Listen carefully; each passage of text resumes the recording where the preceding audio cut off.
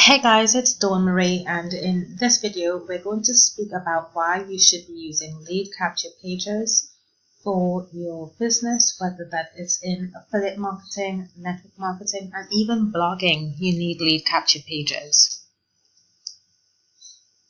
So what is a lead capture page? Basically, a lead capture page, it's a standalone page where you can ask your audience to subscribe to your emails so they can hear from you. So if you think about the social media network like Facebook or Instagram, you ask people to follow you on there so they can get your regular updates. Just like your social media network, you can ask your audience or your visitors to subscribe to your emails so they can hear from you and get regular updates from you about your business, about whatever products you may be promoting, product or service that is that you may be promoting. If you are an affiliate marketer or network marketer, it's quite useful to send your traffic initially to a lead capture page so you can gauge who is interested and then follow up with them later on just to remind them about why they subscribe to your lead capture page.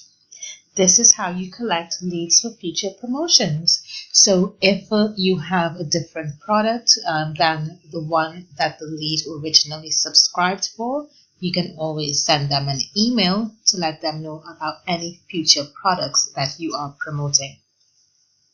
So why do you need a lead capture page? Well, first of all, to build an email list, it's the most important one. And they say that the money is in the list, which is true, the email list, because you can actually send an email to a subscriber or a lead and generate sales from that one email. Especially if you have been able to build that relationship with the lead by sending valuable content to them in your emails, you can create a profitable email list this way. So a lead capture page, especially if you're using it to promote a product or service, it helps you to build that email list, and that email list is absolutely paramount and is another form of connecting with your followers. It's also a free source of traffic. So let's say that Facebook or Instagram, they are no longer available, or they have been shut down for a day or a few days. You can always still speak to your followers if you had that email list. You can send an email to them, letting them know what has happened, how your day has been, recommending any other products or services that you may have. So it's a free source of traffic to connect with your audience still via email.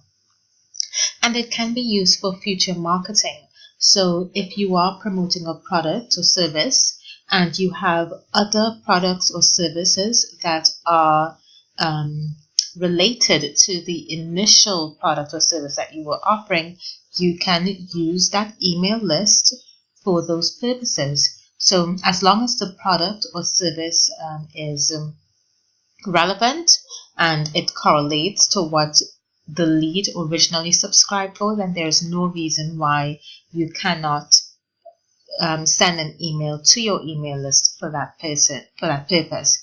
And if you didn't have a lead capture page, think about all those people who visited your website and you will never hear from them again. By having a lead capture page, at least you're able to capture their details and you will always remain fresh in their memory because you're constantly sending them emails to remind them of who you are. And then this goes on to the next point about following up with people about a particular product. We all know that when it comes to sales, it usually takes 7 to 8 touches before that person makes a decision whether they want to buy your product or service. So a lead capture page helps you to collect email addresses for that purpose, to follow up with your viewers, your visitors, and it makes it easy to do so when you're able to send broadcast emails. Now, lead capture page or home page, what exactly is the difference? Well, a lead capture page is a standalone page with the main purpose of getting email addresses to promote a particular product. Whereas a home page, it's the page of your website where you can showcase your content, and usually that content is about every product or service that you have. So at the end of this presentation, what I will do is I will show you the difference between my lead capture page and my website, so you can see why you need both of them. Because I've worked with clients in the past who have websites, and they have a form on their website and they say, well, I'm trying to generate leads from that. But when I tell them they should be using a standalone lead capture page, it makes a wealth of difference, because with your website, there's still those distractions, there's still those navigation bars, there's still those other things that you may have on your website that's going to divert the lead's attention from the main purpose, which is to get their email address to promote a specific product. So when you have the lead capture page, the main purpose really is to collect an email address for a specific purpose. So what do you include on your lead capture page?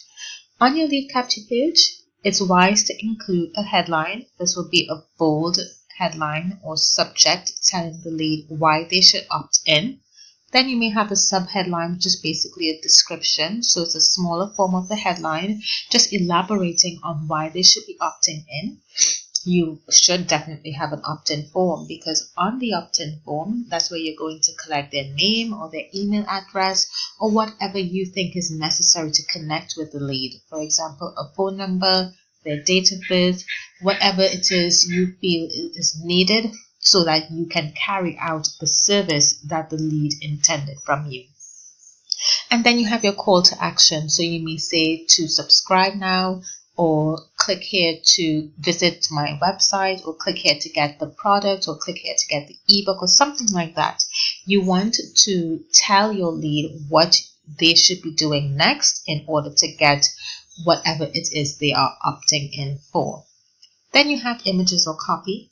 So it makes the page more attractive. Instead of just having full text, you can break it up with images so it looks more appealing and attractive.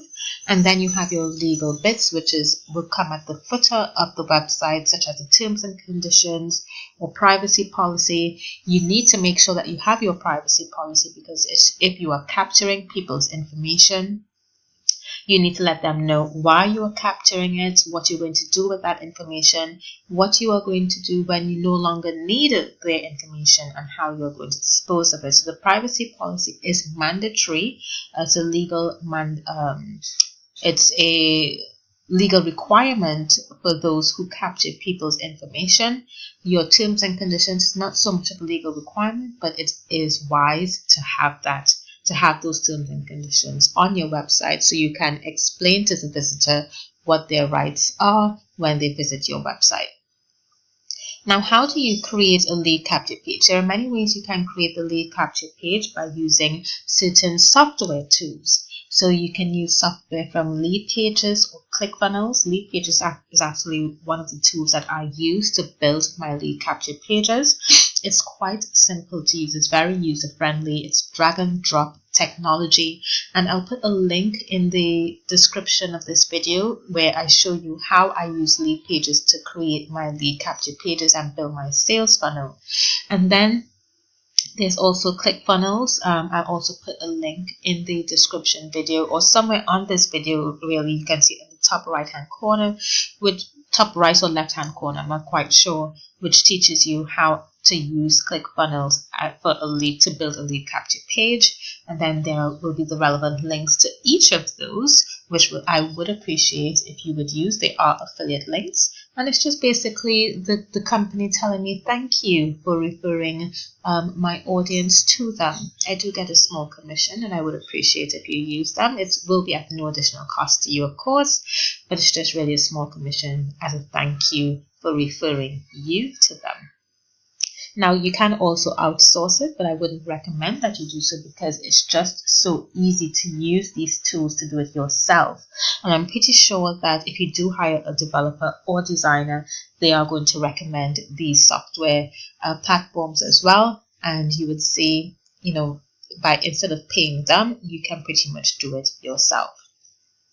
So let me now show you how the different lead capture pages. So this one here, this is a long form lead capture page, and the reason why it's long form is because there's a lot of content on it, and I've also put images on there just so there isn't only content. So it's more visually stimulating to the eye, it looks more attractive, and the text is quite bold, so people do not have to squint to read it, and they can pretty much, the purpose of this lead capture page is to explain to the lead why they should start a successful blog.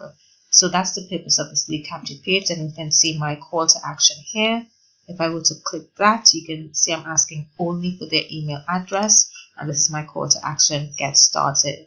At the bottom of this lead capture page, you will see that I included, oh, but I didn't include it in this one, but I do need to do that. I should have actually put terms and conditions and a privacy policy there. So I'll do that as soon as I'm finished with this video.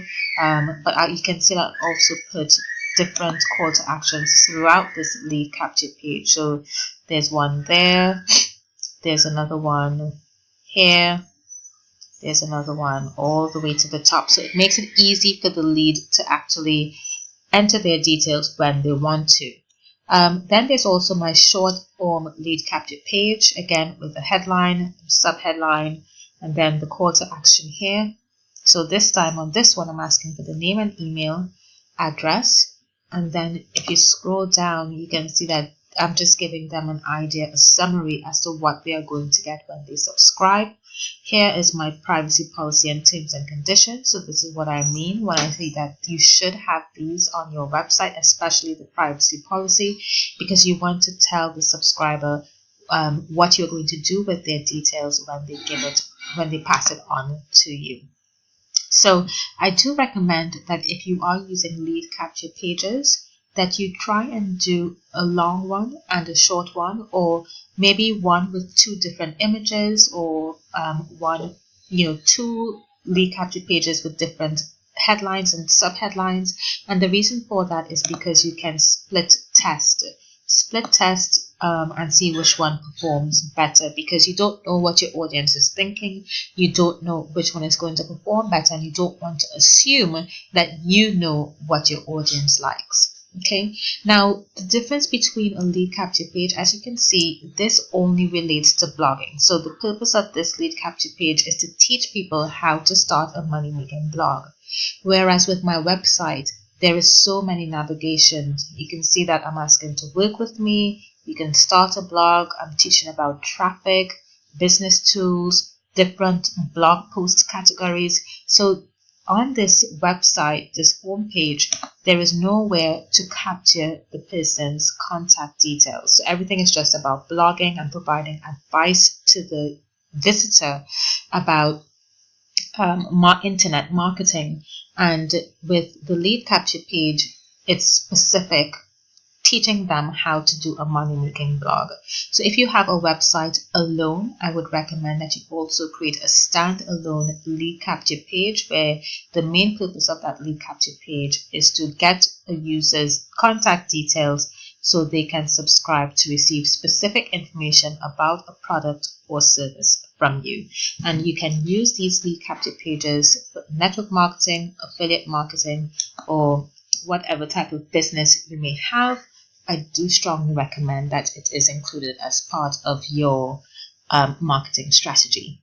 So that's all, guys. I hope this makes sense to you, and I'm going to leave it here. Thank you for watching my video, and I will see you in the next lesson.